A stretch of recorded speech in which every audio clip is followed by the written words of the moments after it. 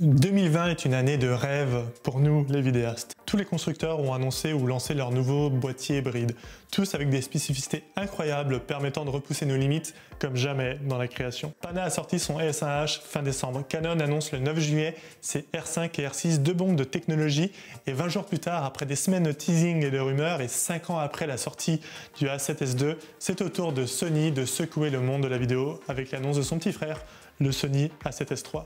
Sur le papier, il est moins protéiné que le R5 avec sa 8K et ses 45 mégapixels. Pourtant, depuis sa sortie, le YouTube Game s'affole. Instagram ne parle que de ça, les forums s'animent, il y a des lives dans tous les sens, et même autour de moi, mes potes vidéastes qui attendaient impatiemment les boîtiers Canon sont excités à l'idée de l'avoir entre les mains. C'est comme si toute la sphère vidéo était tombée en amour pour le nouveau boîtier de Sony. Alors comment expliquer ce succès? Comment expliquer un tel engouement pour le Sony A7S III, un boîtier à 12 mégapixels et qui n'offre pas la 8K? Comment l'expliquer alors que le 9 juillet, tout le monde ne jurait que par les R5 ou R6 de Canon? Et pourquoi j'ai l'impression que la stratégie business de Sony va faire de ce boîtier le nouveau roi de la vidéo pour les 4-5 prochaines années? L'idée pour moi avec cette vidéo, c'est de me concentrer principalement sur la stratégie et l'approche business du A7S III. Vous trouverez quelques éléments techniques, mais c'est uniquement pour appuyer mon analyse. Alors je suis clairement pas un pro de la technique, mais simplement un créatif comme vous, qui sort régulièrement son GH5 et qui est excité en fait par ce qui se passe en ce moment avec ces nouveaux boîtiers. Donc si vous voulez en savoir plus sur le A7S III, Steven a fait une très bonne vidéo où il vous dit tout. Ce qui se passe en ce moment dans ce contexte concurrentiel entre Canon et Sony est super intéressant. Avec le R5, Canon a envoyé du lourd, du très lourd même. Et cette bombe de technologie, elle a un prix, le compromis du overrating. Parce que comme vous le savez, le R5 surchauffe. Selon les modes, Canon annonce que la capacité d'enregistrement est limitée. 20 minutes pour de la 8K, 15 minutes pour de la 4K 120 images par seconde, et c'est complètement assumé. Canon a d'ailleurs officiellement communiqué ces infos. Quand j'ai appris ça, je me suis dit, ok, en même temps, on peut pas tout avoir dans un si petit boîtier. À un moment, il faut bien payer les pots cassés.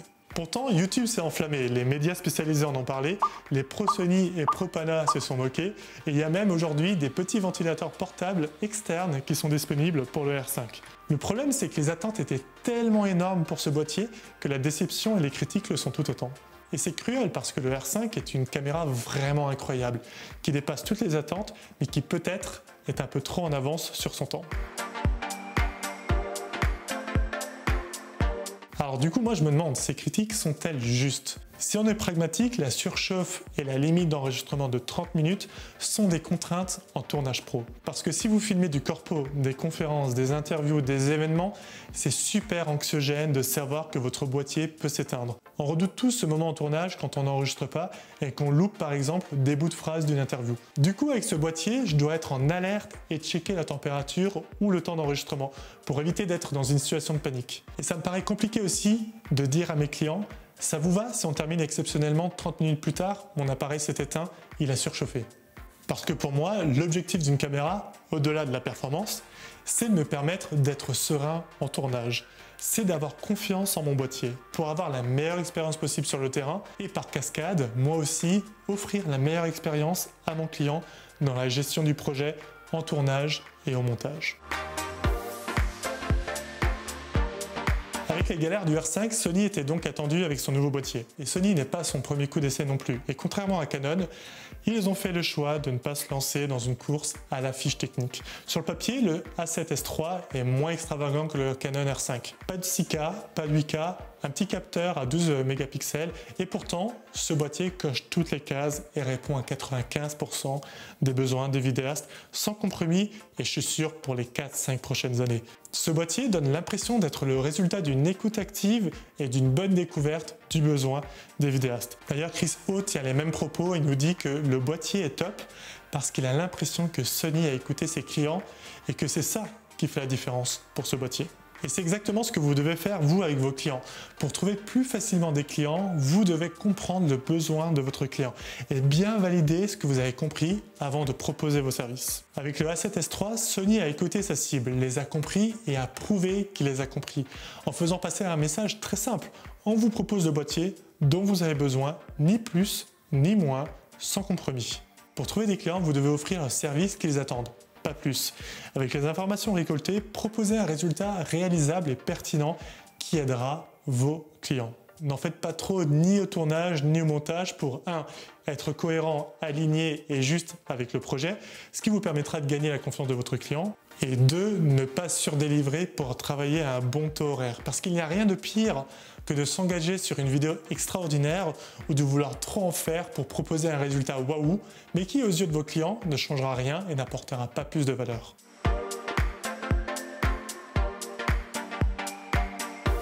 Dans sa communication, Sony a décidé de donner la parole à des créateurs, comme vous et moi. C'est pour ça qu'on peut retrouver sur YouTube des vidéos cinématographiques ultra léchées, des avis tech ou encore un retour d'expérience sur l'utilisation. C'est une stratégie efficace parce qu'il est plus facile pour nous de s'identifier à un autre vidéaste plutôt qu'au responsable marketing et vente de Sony.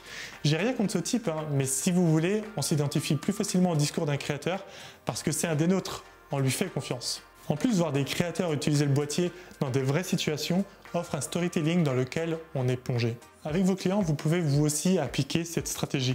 N'expliquez pas par A plus B comment vous travaillez, mais racontez l'histoire d'un de vos clients qui vous a fait confiance et qui est ravi de sa collaboration avec vous. Parce qu'en racontant une histoire, le message que vous faites passer, c'est « Ils sont comme vous, ils ont testé, ils ont aimé, pourquoi pas vous ?» On est d'accord, le A7S III, il est nul en photo. Son capteur est tout petit. 8-12 mégapixels en 2020, c'est léger. Mais au-delà du côté technique et le fait que ce capteur permet une meilleure gestion de la basse luminosité, Sony assume son capteur. Parce que cet appareil photo, c'est en fait un appareil vidéo. Et la cible, c'est les vidéastes exigeants. En fait, Sony a plusieurs gammes et propose une segmentation de ses produits. En gros, pour résumer, il y a la gamme S pour la vidéo donc, la gamme R pour la photo et la gamme A7 pour faire un peu les deux. D'ailleurs, si vous voulez en savoir plus, Max de la chaîne Pile et Face a fait une vidéo aux petits oignons sur les différentes gammes des boîtiers Sony. Chaque boîtier est donc spécialisé, ce qui permet à Sony de répondre aux besoins des vidéastes exigeants d'un côté et des photographes exigeants de l'autre. Et avec cette stratégie, Sony est donc capable d'offrir un boîtier vidéo solide dans la plaque et sans compromis. Vous devez faire la même chose pour votre business. Choisissez votre positionnement, votre spécialisation, quelle cible, quel type de prestat, quel contenu, quel secteur d'activité, quel canal de communication, etc. Pour vous donner un exemple, vous pourriez être un vidéaste spécialisé en vidéo cinématographique des voitures de luxe dans la région de Strasbourg en proposant du contenu à destination des réseaux sociaux et du web. Plutôt que d'être un vidéaste couteau suisse qui fait des vidéos de voitures, de voyages, de bouffe ou encore corpo. En vous spécialisant, vous augmentez vos chances d'être le meilleur dans un domaine précis. Et croyez-moi, ça se saura. Prenez Michael Jordan, c'est le meilleur basketteur de l'histoire. Et de 93 à 95, alors qu'il était au top de sa carrière, il s'est essayé au baseball et devinez quoi, il était nul. Et si je prends l'exemple de Jordan, c'est parce que tout le monde sait qui est Jordan. Et ça, même si on ne suit pas le basket, parce que c'était le meilleur dans son domaine.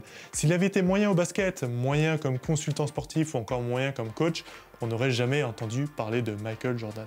En assumant votre positionnement, vous vous évitez d'essayer d'assurer dans plusieurs domaines et vous serez reconnu comme un expert dans votre propre domaine. Et c'est ça en fait qui fait la différence. Si mon analyse est correcte, la stratégie de Sony est gagnante et la prochaine star de la vidéo sera le Sony A7S III.